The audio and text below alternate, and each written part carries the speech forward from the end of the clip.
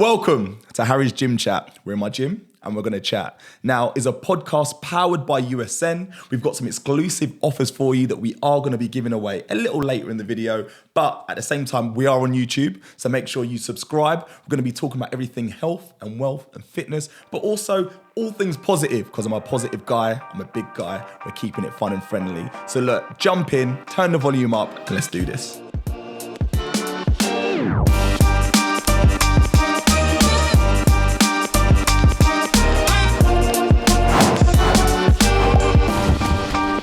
What's happening, people? Harry AA here, your GB 100 meter sprinter. And here we are on another podcast with an amazing individual, Hayley Madigan. We're talking about a content creator. We're talking about a champion coach. We are talking about someone who I would say could match me in energy, to be fair. So look, Hayley, I want to welcome you to the show. There's a few accolades in there that I may have missed out that I want to touch on. But firstly, thank you for coming on. Thank you for having me. I'm very excited to have a good chat with you and hopefully bring the energy. All right, starting with that, right? So when we talk about what we are, who we are, and titles, where do we start with that? Come on. Honestly, I hate that question because I don't know who I am sometimes. People on like social media are like, you're this, you're that. And I'm like, am I? Great. So for me personally, I think I'm all about female empowerment, strength training.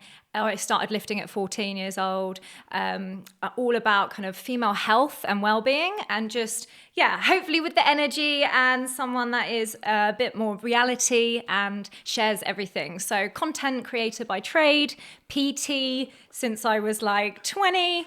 I don't know anything. What else have I got? Bikini champion, if you want to chuck that in. I love that. And obviously when you're talking about having such a wide range of job titles and experiences, it's quite endearing to know that you've done a lot and you've experienced a lot. So in these roles that you have got, there's an abundance of experience around it, no? Yeah, so I was a PE teacher. So for 4 years, I was teaching physical education to... So people trusted you with their children? Yeah, I don't know why, no.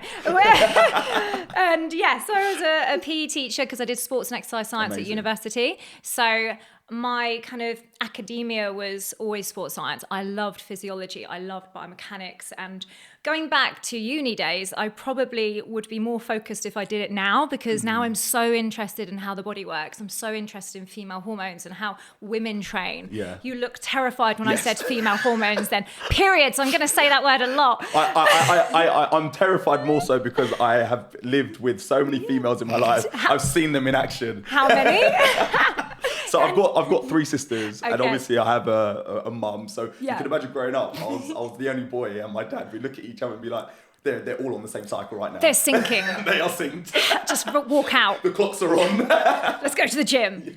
So I was a PE teacher for 4 years, and I left that to do coaching, but I was a PT before that. So I've been a personal trainer for, this will tell my age, for over 12 years. Wow. So I'm 33. But that's experience. That is like valuable knowledge.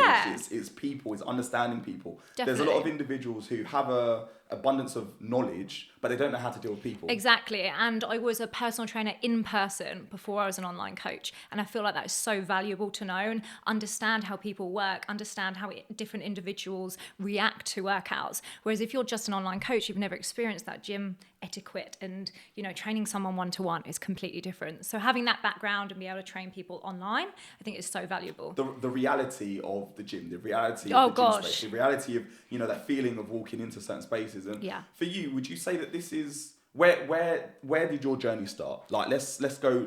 You mentioned you started gymming at 14 with your dad, right? Is that where your fitness journey began? Yeah, so my dad had a gym in the living room or the playroom. Love that. Much to my mum's dismay, she was like, there's weights everywhere. And still to this day, she does not touch weights, even though my brother and I are like, lift weights, mum. But so started at 14 because I was really naturally quite lean. I played football pretty much every day. I was obsessed with football. But I would get picked on because I was really skinny. And so in those days, they're like, oh, you're a twig. And anyone picked on anyone, right? Never win. No matter what size you were, you got picked on, especially in school. So I was like, Dad, help me. I want to grow some muscle. And he showed me the typical lat pull down. We didn't train legs. Lat pull down. He still doesn't train legs. Lateral raises. Yeah. He's like, no. Dad, get on the legs. Come on. He's like, I don't want to damage my knees. And I'm like, oh yeah, but they're going to be better if you just do some leg extensions and, so did some shoulder press, etc. And I just grew in love with weight training. How empowered it made me feel at such a young age. I didn't know that about you. Yeah. Like I followed, like obviously I'm fanboying a little bit. I followed her journey a bit. So I'm aware of some things, but I was not aware of that. Yeah, and I think it was a really nice way to enter a weight training space through my dad, because for me, weight training didn't have a gender associated to it, because as soon as I went into the gym, it was just men. Yes. And that was many years ago, say 20 years ago. So it was pretty much just men in the weights area, but that didn't faze me. I just went and just did my weights because for me it was normal. Dad showed me and I did the weights. So would you say that gave you like a mental advantage? Oh, 100%. Yeah, because I see women still now and they're so intimidated, even though it's getting 10 times better.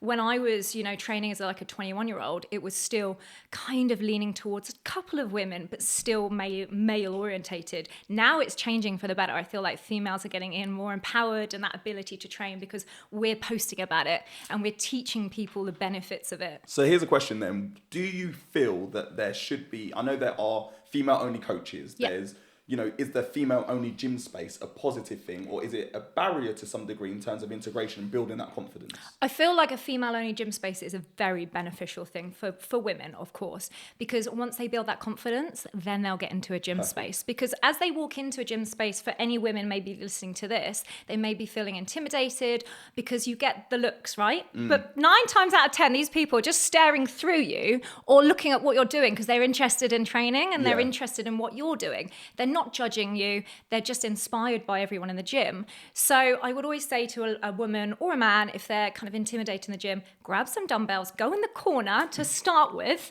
do your little routine, feel good. Then as you gradually then go into gym machines, walk around the gym, learn about it, and then you'll be able to move from that corner into the actual open space. And I feel like if that is a female area first, they may venture back into an actual mainstream gym. It's a progressive point, right? Now, 100%. Something I always find is that some people will say, oh yeah, but that's you, you're a confident individual.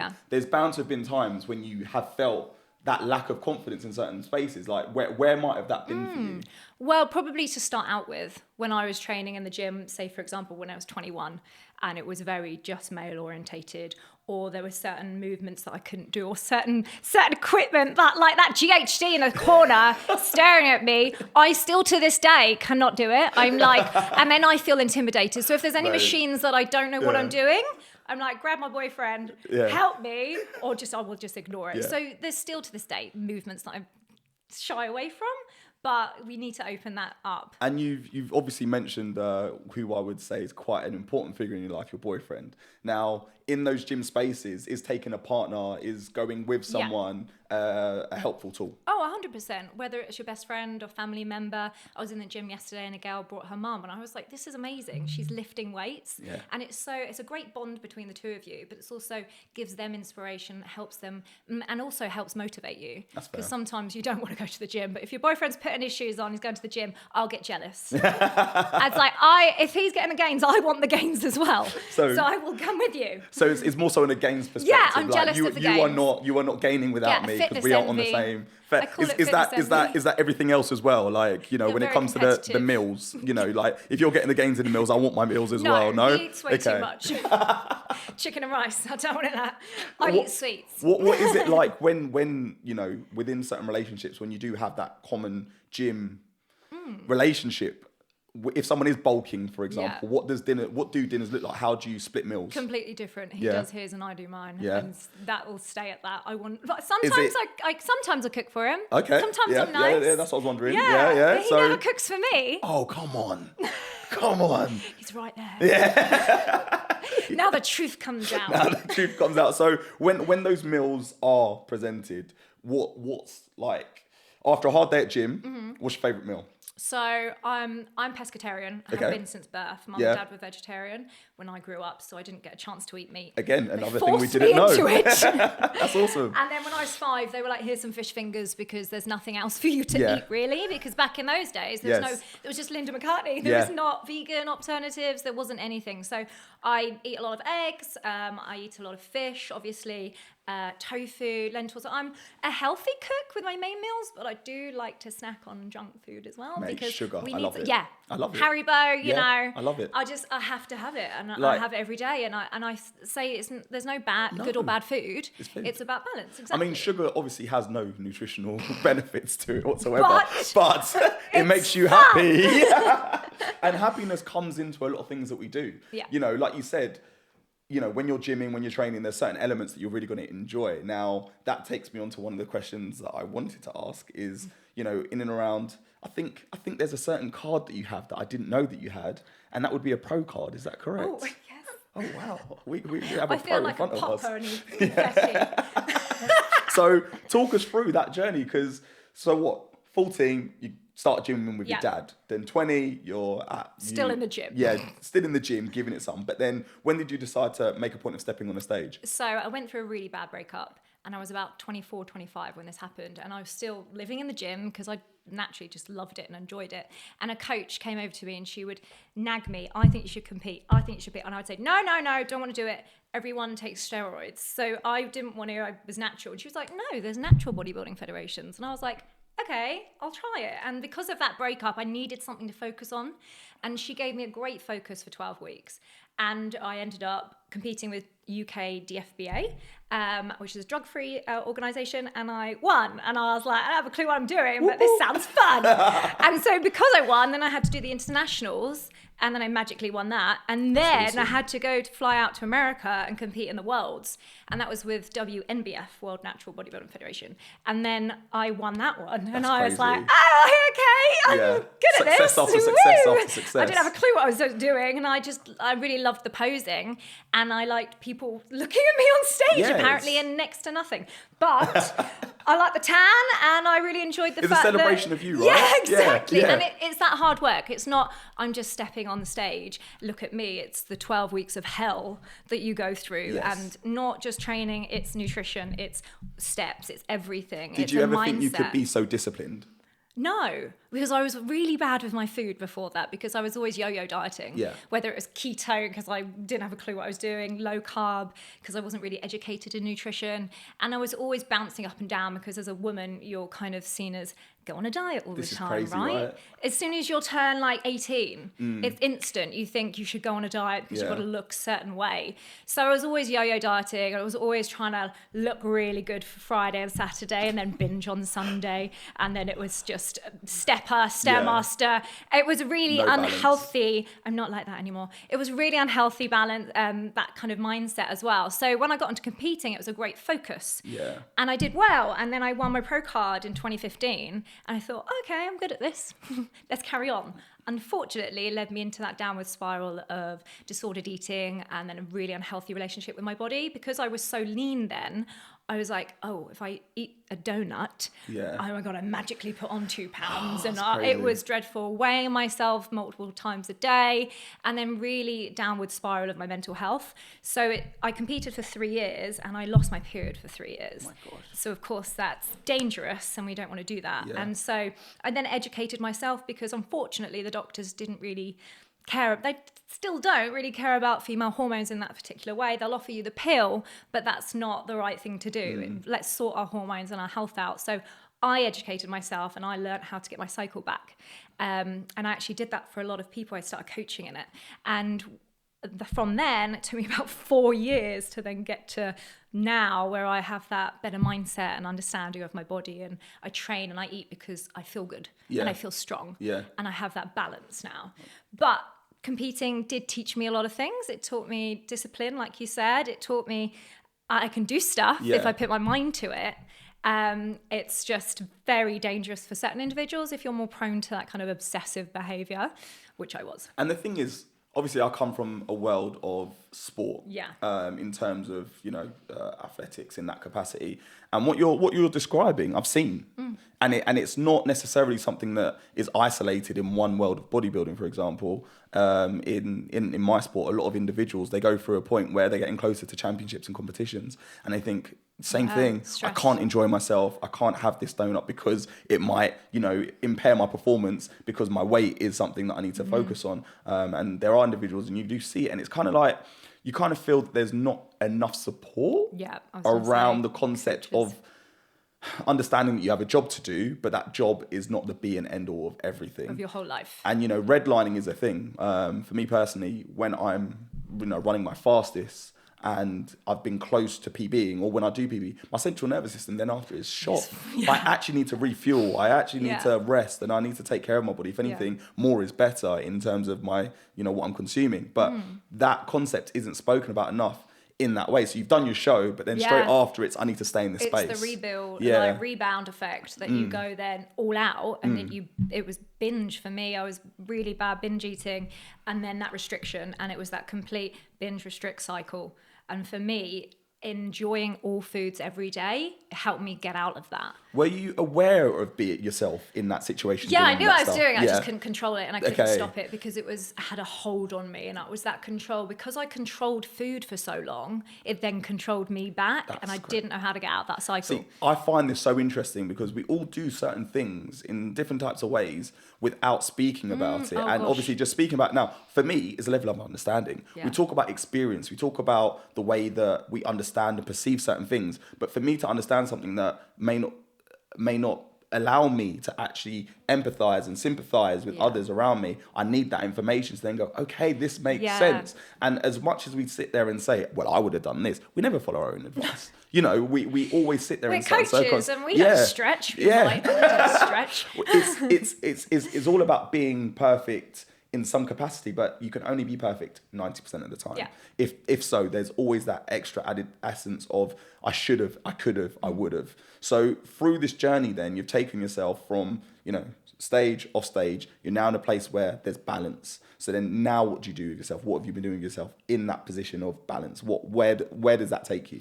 So it's hard when you don't have a finite goal, but my goal is always to be stronger than I was yesterday. So to work on my strength training, to work on leg days, upper body days. I love to train weights because it gives me such a great feeling. So it's more so longevity and knowing that, one day I'm going to be in the menopause, I'm going to have no estrogen, I'm going to be an utter bitch, I'm sorry. I love that.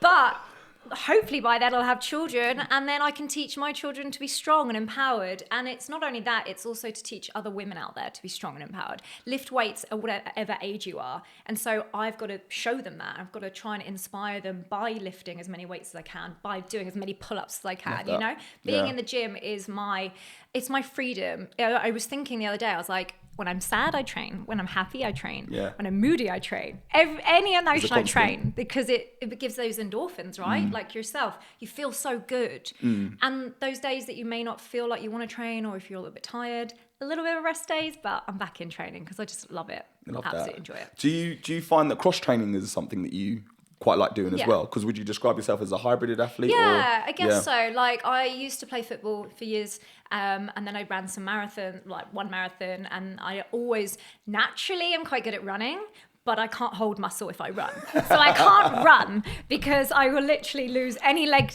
gains I've got. Yeah. So I am a fan of sprints, and I love hill sprints. I love fantastic trail runs. Yeah. If you give me the hill, I will love to run up it. I just don't want to go down it. I'm going to hold you to that because I've got some good hills that we can sprint up. There's a hill on there. But genuinely sprinting, I try to say this to so many people. Yeah, brilliant. People look at me, and I'm not going to talk because this is about you right now. This is about Hayley. Yeah, people always say that I'm this, I'm that. But if I didn't say that I lifted a weight till I was the age of 21, I had pecs when I was 13.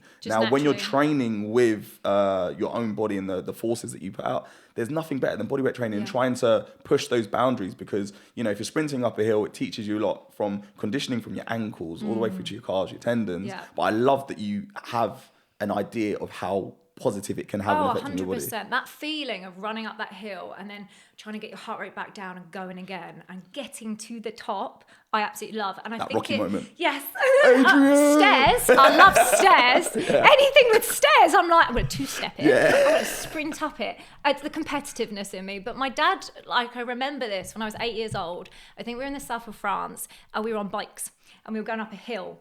And it was the first time that I felt like pain, like physical lactic acid. Yeah. As an 8-year-old, you don't know what that is. You just keep running around, don't you? Yeah. I was like, Dad, I can't do this. Like, something's not working. And he was like, no, you go through it and you don't stop. And it stuck in me. Yeah. And from 8 years old, I was like, okay, it hurts, but I'm going to carry on going. And I got to the top. And so that's kind of like carried on through for anything. And I think I love the feeling where you can go push your limits, get past that pain barrier, because I did it and it was me. And I know that you can do that with daily life, you know, whether it's a relationship or whether it's work, you can keep going, you can push through. So, like, you made reference to your dad quite a bit. Yeah. Sorry, Mum. Has he been quite a bit of a role model for you, or someone that's inspired you in terms of, you know, giving you an idea of how you want to be in... I feel like he's given you some form of confidence and power. Yeah, definitely. Yeah. Because he is the opposite for me in terms of, I'm very much a feminist. Bernie will know this, my partner. Dad is not. He's like, male, male, male. Even though he treats me like, you know, equality and equal, he is still not a feminist. So I am then like, okay, Dad, this is how feminist works. And that I show I'm worthy. But he always made sure that I was kind of equal in terms of weight training, and like I can still do that. I can play football as a girl, you know, but he has made me forced upon me that female empowerment. I'm like, no, women can do this and can do everything. And I want to relay that onto everyone, you know, whether it's if I have a daughter or my friends or the kids at school that I used to teach, I want them to feel empowered, and I want them to say, you can walk down that street, you can put your head up high, and you can lift those weights. And I mean, look, I follow you on Instagram, obviously. Your content... I hope so. Yeah. Your content is awesome, I add. And it is sort of... is eye-opening. Yeah. To some degree. Like, I've got 3 sisters, like I've said. I have a daughter. And it's, you know, I surround myself with females. I have a wife, you know. I'm in this space of being around women, but you don't truly understand some of the struggles that affect the majority. So I think there was one piece that you did just in terms of walking home, not having your headphones on, or, you know, having to take the long route home. And, you know, for me as a young boy, I would take that, you know, for granted, really. And and I feel like you've portrayed that really well. But what's the worst part of trying to give people the understanding? Because it seems like you do get negative comments around it. 100%. And they're always from men. Because they don't understand, right? So it's hard to put yourself in a woman's shoes when you're a man, because you don't understand the logistics of walking down the street. For me, is going to give me massive anxiety. If there's a group of men on the other side of the road, I'm going to cross over just naturally. And women think about it all the time, all day, every day. I'm going to look behind me if I've got my headphones on, but if I think of someone, if there's a shadow, you just automatically think it, and it's stressful, but we live like that every day. I can't go out for a run at 5 p.m. in December because it's dark. Even if I wanted to, if I want to walk to the gym, I'm going to be a little bit stressed, so I'm going to have the keys in my hand, just because that's the way we have to live. Massive impact. And it's, and I like to talk about that online, and I like to showcase that, because a lot of people don't realise that's how we live every single day and how women feel. And, you know, it's not every single woman feels like that, but the majority, you know, sexual assault is a common theme nowadays. There was a reel that I watched the other day, and it was 86% of UK women have experienced that. And it's like, you know, I would walk to school when I was in school in my uniform and get whistled and, you know, beeped at. I'm in school uniform. I'm like 12. Like, that's mental. But yeah, if you don't talk about it, it becomes a taboo, and we're never going to talk about it. So we've got to talk about it. We've got to open up the conversation and hopefully teach men and teach their daughters that, you know, it gets better, and hopefully we will get there. And I've got to say, like, in terms of teachings that have come from it, I feel that me personally, I've taken on board some positive points, like not allowing certain people to make comments and get away with them. Yeah, exactly. And it's so funny because as much as I think I'm woke in one sense, obviously I'm a black male. So some of the things that you talk about in terms of crossing the road and whatever else, I see people cross the road when they see me. Or for another degree, I make a point of, sometimes I went through a point of being apologetic for being black. Like, I would cross the road for you, or I would walk around with a smile on my face to make sure to let you know that I'm not a threat. I'm not a threat. And that's just because obviously the stigma around being, you know, a black male in certain areas. Now, but what I've learned is that obviously when we had the whole, you know, Black Lives Matter movement and whatever else, people would ask me, how can I be of help? How can I, you know, help make you feel better and for everything that's happened? And I don't think enough men ask women, how can I be better in that sense? Yeah. If we all made a point of saying to your black friends and this and that, and, you know, that there was a real movement there, which, you know, should happen. But equally, we can make a point of saying to females around us, our partners, and say, How can we make you feel better? Yeah. And what would you say? So I would say in any circumstances when another male sees a female being stressed or something happens in a situation, they need to stand up for that female. Because a lot of times I see things on TikTok or online and a woman has, been assaulted or something and people are just watching. They're not standing up for that woman. They're not kind of putting their strength on them to be able to actually stand up for her and then show that that male's wrong individually. And it's just about education and helping the women feel safe, like you say, walking around with smile, but that instantly makes the women feel so much better. So if all men can, do that and not in a creepy way. Instead of saying, darling, smile, why don't you smile? Exactly. Jesus Christ, at that time, smile, love. Yeah. No, I don't need to smile at you, but if you don't seem like a threat, then we're just going to, it's just a lot of less stress that we have to live. So standing up for women is going to help us 10 times out of 10. And so you can do that with your sisters. You can always ask your daughter how she feels, and your wife. And it's all about education and having that conversation and opening it up. So the problem that I find is that some men will turn around and be like, yeah, but look how she's dressed. She wants it. It's her fault. It's her fault. Now, in the gym scene, when do you make the decision to say, I'm going to wear what I want and how I feel, rather than trying to, because there's a brush of a tarnished brush, or how would you describe it, where obviously when Gymshark sort of started dropping those pants or tights, as you would say, that the booty pants, and they made your bum look a bit bigger.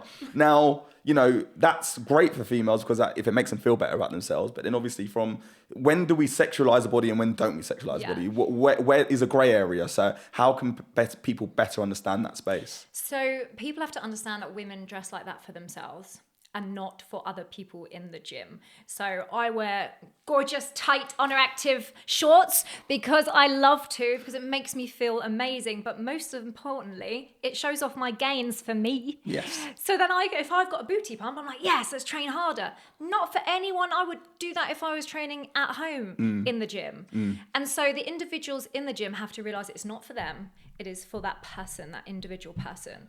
So as much as we have to kind of cover up sometimes because we may not feel that confident around other people, we put on a pump cover and then we've done a few lateral raises and it's off because I want to show my pump. Get it out. I want to show my veins. Get it out. And I literally couldn't give two shits if someone's staring at me because I'm like, yeah, so cool, move on. Yeah.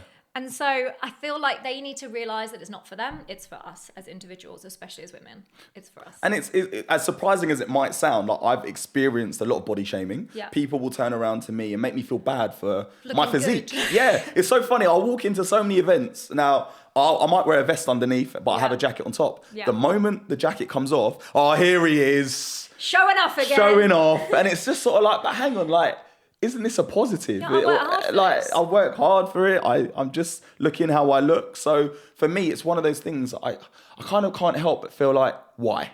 And here we are at your favorite point in this chat is obviously that exclusive deal that I mentioned earlier. We are talking about a nice little USN discount. It's going to be HGC Blue because I'm feeling a little bit blue today. Pick me up. Go on. Go get your discount and enjoy. Now let's get back to the chat. And we're back. Obviously, I was about to touch on the fact of how positive you are with your community online, because obviously, there's a lot of negativity around the social spaces, but you embody positivity, like literally, like you embody it in such a way. And how do you only, comment and associate yourself with certain individuals like yourself? So it's funny because years back I would see other women as competition all the time because probably it stemmed from really unhealthy relationships with men, and so other women were the problem. Not the problem. He's not the problem. They're the problem. Yeah. But the men were the problem, making me think the individuals, the women were. And then it wasn't until I got a little bit older that I realised no other woman is my competition. They are my inspiration. We need to inspire each other. We need to help each other. So when I realised that, in my 20s, I found this absolute enjoyment of just lifting other women up and seeing their smile when I was like personal training women and they would say, get a PB or get a press up, manage a push up, even on their knees, whatever. The feeling of getting accomplishment was so incredible that inspiring and uplifting other women just gave me so much joy.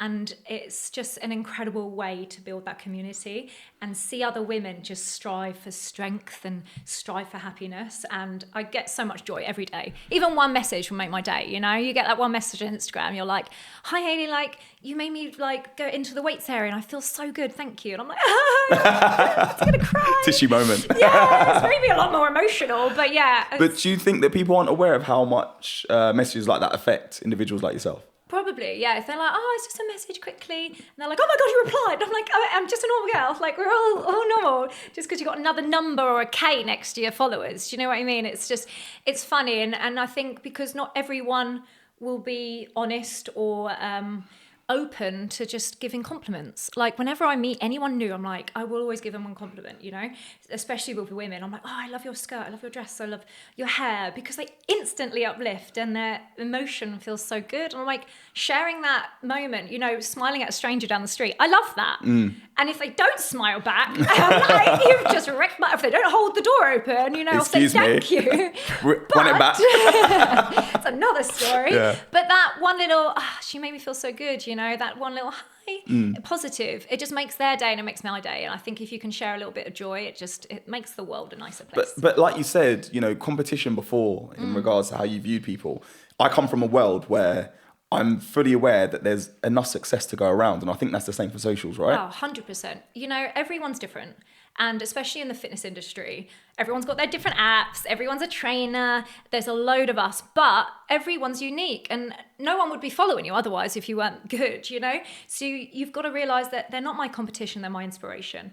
Other women might be doing very similar stuff to me, but that's fine. We can collab, we can see each other, we can join forces. Like we can we are today. Best friends. You know, one of my best friends, Jen, I met her on a reality show. You probably didn't even know that either. No, I was going to... Oh, no! This is actually where I was going. I was going to get on Survival of the Fittest. Oh, God. This is a... Yes, because you were pretty good at hanging on that as well. Thank you. I was 52 Can I just say, yes, I did. And that's where I saw you. That's where I actually... really? Yeah, I remember you in that show. Stop. You were pretty awesome. Because you came in as like a sort of bombshell kind of... Well, basically, they made me walk in this under, like, you know, thong swimsuit. I was like, great, thanks, first entrance. Walking in, I was like, oh, God. But yeah, it was... You know, if anyone didn't know the premise of the show, it was boys v girls. And I was like, yes. I'm all for this. Again, I went through a really bad breakup just before that show. Hopefully there's no more breakups going to happen. But it forces me to do stuff, you know, it forces you. So I went on that show and I kind of was like, okay, men v women, got this. I freaking love embody that. Yeah. And the first challenge was to hang upside down on a log above this lake. And my log was very large compared to the men's. And I was like, excuse me, this is the width. Yeah. It was like here. Yeah. Upside down. 52 minutes I lasted. That's amazing. And people were dropping off within a minute and I was the only girl left. And I was adamant that I was going to beat the boys. But what they didn't show you on TV is that they told you to drop your legs. Oh. Because we were going for too long. The producers were like, when are they going to drop? And they were like, cut the legs. And I was like, no!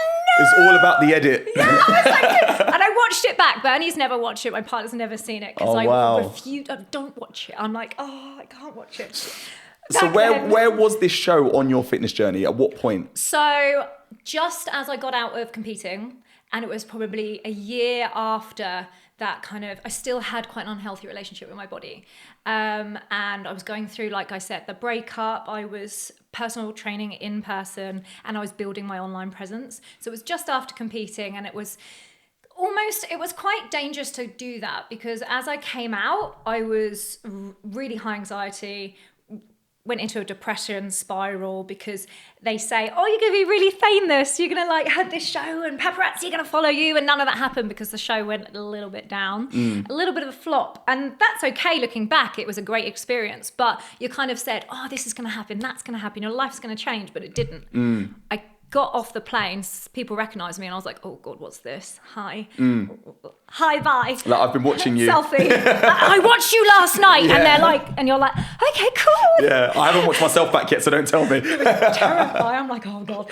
But, I went back home and was living with my parents in Portsmouth, just. But this is the facts of what TV is actually like. And I went back to my day job as a personal trainer. Love that. Nothing happened. But this is what I mean about people actually understanding the facts. And when you sit there and say, you know, you got your Love Islanders and whatever else, there is an essence where some people do suffer with some form of imposter syndrome after, because people think that they're going to live a certain lifestyle. So once they come off the show, rather than saying, I lived with my parents and I chilled out and not much happened, they pretend to live a certain lifestyle. Yeah, they go to these events and they get paparazzi to turn up at the events and they get some pictures taken and things like this. And it's the whole world that they create. And then what they show online can be completely different to what they might be doing at home. Whereas I try to show the reality and I try to show the real ups and downs, because that is normal. And people always say, thank you for showing the reality. I'm like, well, why should Instagram and be a highlight? Yeah. Like, you know, it's me. Yeah. I'm not going to just show like the happy moments. Do you not think that everything. This is where you've shown such, you know, you're a genuine individual? I think from this conversation that we're just having anyway, this gym chat that we're having, you are very much transparent, genuine, like, you know, there's an essence of purity behind everything that you sort of believe in. I'm really shit actor though, so I would be really bad at acting. So I could last about 10 minutes and then they'd be really bad. So I have to be real. You came in. I was lying the whole time. I'm sorry, that's not me. I can't do it. So like, look, now that you've come out the show, you know, socials, you're able to use your socials because, like you said, you were able to build something at some point. Talk about the journey of growing social media, because so many people think we're in such a saturated market now. 100%. The algorithm works in your favor sometimes, it doesn't work in your favor the other times. There was a point where it was exciting for a lot of us, I think, to grow. I grew my socials from, you know, I went Olympics in 2016, posted me doing my pec bounce to Rihanna, and I saw, you know, numbers go up and I was and then, you know, I lost followers because I wasn't posting enough. Then I realized you need to post consistent content. What was your journey like? So when did it become a business for you? It was bizarre because I kind of started Instagram just as a diary when I was competing back in 2015, and I was on like 6,000 followers, and I decided to go as an online coach just with 6,000 followers. I made a business because I, you know, utilized them and I really kind of nurtured them. And then I was on the show, and from then, Instagram was nice. You could grow organically. It was kind. I had about 24,000, went on the show, came out with about 50, and I stayed at 50,000 for about 3 years. Because people would unfollow me, people would follow me, and it would stay constant. And that was it was hard to deal with because you were posting every day. You were like, why is it not seeing me? It's hard. You're like me. What else? Please like me. Stay. And you know, you can't take it personally, but I would. And it wasn't until COVID happened that I was posting more things about Instagram versus reality. I was at home and I was putting more weight on just because that's what a lot of us did. You know, we didn't have the gym to go to. We could only walk down to the street and back. And I put some weight on, and I was sharing the fact that I had cellulite because that's normal as a woman, and you know, things like that took a spiral, and they loved it, and the algorithm was nice to me. Thank you. And so I grew during them because I was showing reality, and I was trying to nurture the women out there that kind of felt bad about their bodies or negative. No matter what size we are, we're all the same. We have cellulite, we have stretch marks because that is a feminine trait. That's estrogen. Like, you know, it happens. We hold fat on our legs and bum because we need to have babies and procreate, you know? So I was trying to educate women, like, it's okay, no matter what size you are. And so that really helped grow my online presence. Like a body positive movement to a certain degree with everyone. And neutrality, just to understand that, like, you know, I'd gone through the disordered eating pattern, I'd gone through the weight gain, I'd gone through the weight loss several times and up and down. And I think people realised that, oh, it's okay if you put weight on. I'm still the same person. And so when that grew, it kind of took that... It grew fast, which was quite scary because you're like, oh, hi everyone. What's going on? Yeah. And then it, again... Did that make you feel that you needed to query yourself in any type of way on how to portray yourself? I just loved to post. That's awesome. I just really enjoyed it. And I wasn't trying to be someone else. I was just trying to post what I felt was in that moment of how I felt. So I use Instagram, always have done, as a diary. So whatever's going to go on in my life this week, whether it's talking about PMS and periods or talking about strength or partners, you know, I love that feeling of I can just talk about anything, and I will encapsulates that all the time. But it's funny because you say sometimes the algorithm goes up and down. I will still go through those moments where people don't like me, like, but no one's liked my post. What's happening? People hate me. It is true though that like if sometimes I think when you get to a certain point of followship, some individuals feel like they don't need to comment or like or save the and post. They still see and I mean, it's still helpful to do so. Please it's like. Just, if you like, if you want to like, if you want to comment, if you want to like, all of that sort of stuff does help. If you enjoy the content, make sure you interact with it. Exactly. You know, And the thing is, it's your job, and it's really strange when it turns into your full-time job. Let's talk about that becoming a job, because that's when, obviously for me, being a sprinter, as I've touched on, I did this for fun. I got chased by a dog. I then ended up becoming the fastest. That doesn't sound fun. Do you know what I mean? Like, I was playing game British Bulldog, got chased by a dog. Someone told me where to go. And off the back of it, what I'm saying is that, like, 14, I was the fastest 14-year-old of all time in Europe. Oh, wow. I got given a kit deal by Nike at this point when I was 15, and all of this sort of stuff. It was fun, but then when I had a mortgage and then when I had to pay for things, it became a chore and it became stressful. And that weight of I've got to run fast to pay the bills, or I've got to run fast to do certain things, it becomes something that people can't appreciate. It takes a hold on you. So at what point did that sort of occur to you that wow, this is everything for me? Still hasn't happened yet. I'm riding this wave. Oh no, I've just freaked you out. That's still riding the wave. Well, Bernie pays the mortgage, so it's all good. No joking. I love that. So I've always kind of been like really super relaxed with anything in terms of like. And that is a great way to be. As long as you can stay in that space. Yeah, and you can always earn more money. Whether I need to leave this job if it goes tits up, I can go find another job. It's okay. I don't want to stress myself out with those situations. And yes, I pay the bills. Some of them, not all of them, because we're a group. We're a team. Yeah. And I feel like. Some days, especially if I'm due on, I will be like, oh my God, like, is this the job for me? People hate me, they not like my post. And then tomorrow I'm absolutely fine. I'm like, I've smashed this because the post's done well. So sometimes if the algorithm tells me I'm okay. And I live each day. It is that reactive. You can't help it because because naturally you want to be liked. And so the more likes you get on a post, naturally it's going to give you that better feeling. Yes. But if you've got to switch off from it and realise, like, I don't look at my phone 24/7.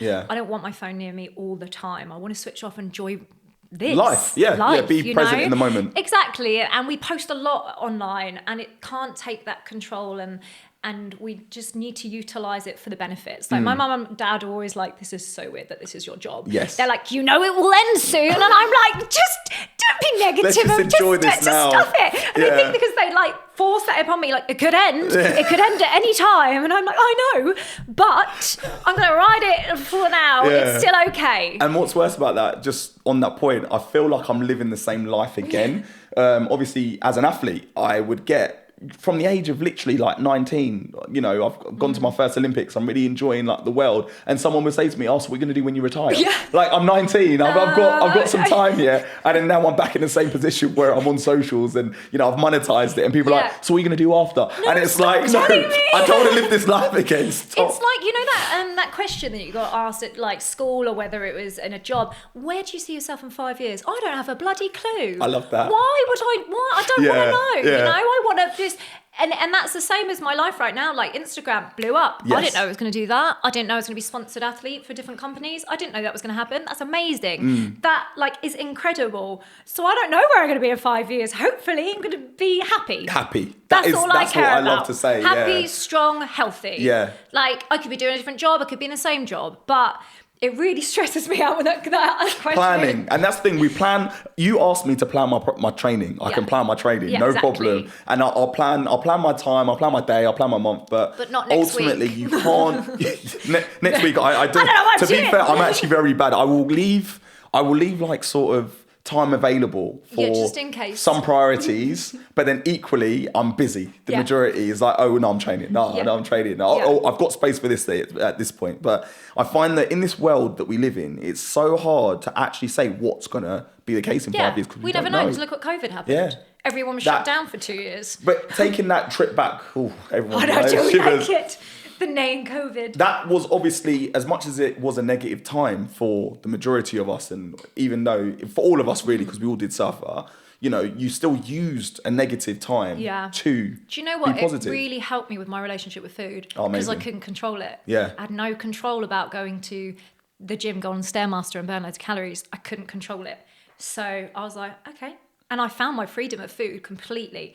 And I met my partner during COVID and I moved in within a week because the lockdown happened again. So are we going to do this or what? I never left. Yeah. It's nearly 3 years later. I love that. But because I was in a new environment, I then couldn't really control my food. And I have not binged for the last 3.5 years since we've been together. And my relationship has expelled like so well because I changed the environment and I was happy. So do you not like something that I often say, again, not like, I don't like talking about myself in these situations because getting to know you is actually such like, this is awesome. But when I've performed, when I've raced, when I've done certain things, I've got an idea of what I want to do. There's been times where things have gone fucking awful. Yeah. Excuse my language, but it's gone terribly. I've snapped tendons. I've done whatever. I've got 3 stress fractures in my back. When I was World Youth and World Junior Champion, BBC Young Sports Personality of the Year, the next year I was in a back brace, literally, and I had to sit the year out. But then I made the Olympics. So what I find is that when the worst things happen, when I was in that back brace, I was actually 18 years old. So every Wednesday I was on the podium at Oceana, enjoying myself, having a great time, wearing my back brace. So for me, ultimately, what you've got to figure out is although when the worst thing does happen, you're still here. Yeah. You're still okay. You've still got an opportunity. Better will come. Yeah. And actually you can find light in darkness. You can 100%. actually progress, grow, thrive. And it's not until you've experienced that you then believe that. Facts. And so I probably experienced that when I've, lost my cycle for 3 years and went through a really unhealthy relationship and several unhealthy relationships with men. And it wasn't until that I realised that now I'm happy. I've experienced all of that to then be happy now. All of those experiences mattered and they all counted because they made me a stronger person. They made me more resilient and hungry for better and inspired to do better. But you are like such a positive product of light in the dark. All of these things that you've spoken about, everything that you've touched on, you're talking about such an amazing journey. You're talking about such a journey where there is negativity in some sense, but you found a way, a silver lining per se. And for me personally, I'm in awe of that because to come across someone who we're emotional here. We're emotional here. And there's so much more. Like I genuinely think there's so much more to you than what people see on Instagram. And it's been an honor to be able to get that out of you. No, I don't know if you feel that, there's not enough said about what you can say online, but personally, if you aren't following Hayley, if you feel like you're in certain positions in life, for any female followers that I have anyway, make a point of getting on her channel and touching base with someone and reach out to her because she likes to hear from you. Because in terms of where you are now, we know that the whole Instagram versus reality, the whole concept of women empowerment, where do you feel that? What other subjects do you feel that you would actually like to touch on?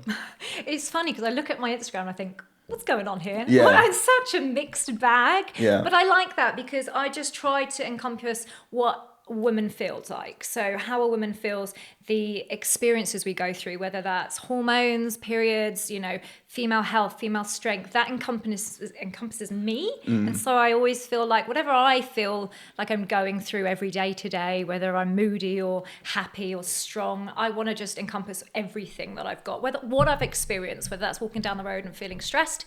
I make a note on notes in my phone and I go, talk about this because you've just experienced it. And if I've experienced it, someone else is going to experience it, or they haven't yet experienced it, and I'll give them the tools to help them get through it. I love that. And like the creative aspect that you have, obviously people go through things, but being able to get it across on a channel in a certain particular way is quite important. I feel like I've developed that over time because we're not editors. No. I did media at A-level, but Final Cut Pro, I was like, I YouTubed it for 7 hours and I taught myself how to edit a video. We are as content creators, but you're also a lighting assistant, a cameraman, a videographer, you're everything. So trying to display it with that works in favour of the algorithm, that people enjoy watching, that gets the point across, you learn it, it's right? It's a big challenge. And so eventually I look back and look at my content and think, what the hell was that? And I've learned. And I feel like everyone's learned. And so I love to explore what works well, what doesn't. And I always get really excited when I've just made a post, and the one that you mentioned recently went viral. It's like 36 million. It's crazy. And I didn't want to post it. No. I said to Bernie, I was like, oh, I don't know. I'm not sure if anyone's going to watch it. And it just boom. No, but it's got amazing. Nearly 3 million likes. Yeah. So I was like, oh, because it did really well. It's okay. so raw. Yeah. It's so raw, and you captured that, and that's the kudo to yourself, you know, and that's a celebration of your creative image behind it. And I was just like, it was just a normal conversation where I just said, you know, asked a woman and asked a man the same questions. Yeah. And this was a woman's response and a man's response. And it was just normal reality, you know, an everyday conversation. But you don't really see that online. And it doesn't open, and it opened your mind to be like, oh. And a lot of male comments were good. They were like, oh, I'm really sorry that you feel like this. Like, I'll be open to more. And if it just touches one person that makes them feel better or do something for the better. The butterfly effect. Exactly. Yeah. And and it's fun when it blows up, but it's also, I'm going to switch my phone off and I have really bad anxiety. I mean, if you're talking about what, 36 million? 36 million views. God. Like, and you've it's really still going. gone viral we were like, on that occasion. Oh, because I posted and ghosted. Yeah. You know, post, ghost, go to sleep. And then I woke up to 1 million views straight away. And I was like, uh-oh. This is going somewhere. I was like, Penny, oh no. Yeah. I can't go on my phone. Yeah. Because you are going to get, once you get one bad comment, I know it's done well. So the cycle of, if it goes viral, you're going to get negativity. Yeah. Hands down. And mainly it was from men because, you know, that's what I'm talking about, a female subject. So they like to jump in and give their little view. I don't feel like this. No, I'm not talking about you, love. I'm talking about how women feel. Yeah, but what about the men? It's not all men. Yeah. I'm like, yeah, I know that. How about the women, you know? We're talking about a particular subject here. And I find, like, it's so hard in today's world for people not to go like, but what about me?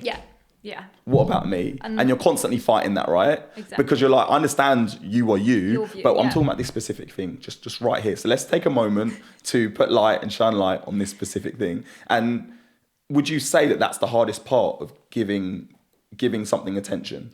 Yeah, so someone's always got an opinion, whether they've experienced it or not. So if it's talking about a female subject, a male's got an opinion and they like to comment on it and they like to express that their opinion is different, and people always want to be negative, and that's okay. You always being negative is so easy. They love it. Like, where's the solution? Bring me a solution. I feel It's so like easy to be like, do you know what? it. Do you know what? Let's talk about the iPhone. Everyone says something bad, but where's your solution? Yeah. We'll fix the problem. Do I get a Samsung then? Yeah, Like, exactly. No, you just like to moan, and I can't 100%. stand the moaniness of the world sometimes. love The to grey moan. cloud that is people, because ultimately you are a black hole, and you will suck me into your negativity. Yes. Whereas how about you be a ray of sunlight? You know, make me take my jacket off and grow. Let me grow. Look at my triceps. You know, look at my pecs. Because I feel like, you know, it's not until you experience that yourself. Like, if you surround yourself with positive people, it helps you grow and it makes you feel amazing. And I had to, you know, when I grew on social media, a lot of my friends didn't like me. That's crazy. Sorry. That's crazy. You just be good. Like, you know, they're stuck in their jobs. But hating is a real thing. Yeah, exactly. And I've lost a lot of friends since I've been online. And unfortunately, that's what life happens. And I'm very comfortable in having only a few friends because I know they're my supportive friends. And if someone's not going to support you because your job is social media and they're not going to like anything, but they watch it. Yes. And I'm like, absolutely fine to you, but please just don't come for me. Yeah, if you need keep yourself anything. away. Like, I see you, see me, I see you on my story. I see you, see you, and I see you. So like, it's just, if you surround yourself with the negativity, you're going to be feeling negative. Yeah. And I can't do it. And I know that I feel so much happier when I'm with a positive person or someone that is better than me. Someone said, never be the smartest person in the room. And always learn from others. Yes, and I love yes, growing, and I love learning, and I love educating, because when we leave school or uni, we don't learn anymore. So I'm always trying to educate myself with anything, because I'm not the smartest person in the room. So I want to learn. And I feel like that really helps you grow as a person and be an inspiring person and motivating others. Wow. Hayley, that is absolutely amazing. Like, I can't appreciate you enough for coming on. I feel like we could have spoken or could continue to speak because there's so much more. I might have to have you on again, to be honest. Literally, like, anyone, if you are not following Hayley, like I mentioned earlier, please do. At the end of the day, like, I'm walking away with what I would say is a positive conversation, and then, like, the energy, amazing. So again, another episode of Harry's Gym Chat done. It's been an honour. Oh, it's been an absolute honour for me as well. You're my first Olympian that I've had a podcast with, so thank you so much. Thank you. So people, obviously follow, subscribe, do the usual. We are out, having a good day. So passing on that positive energy to you. Peace.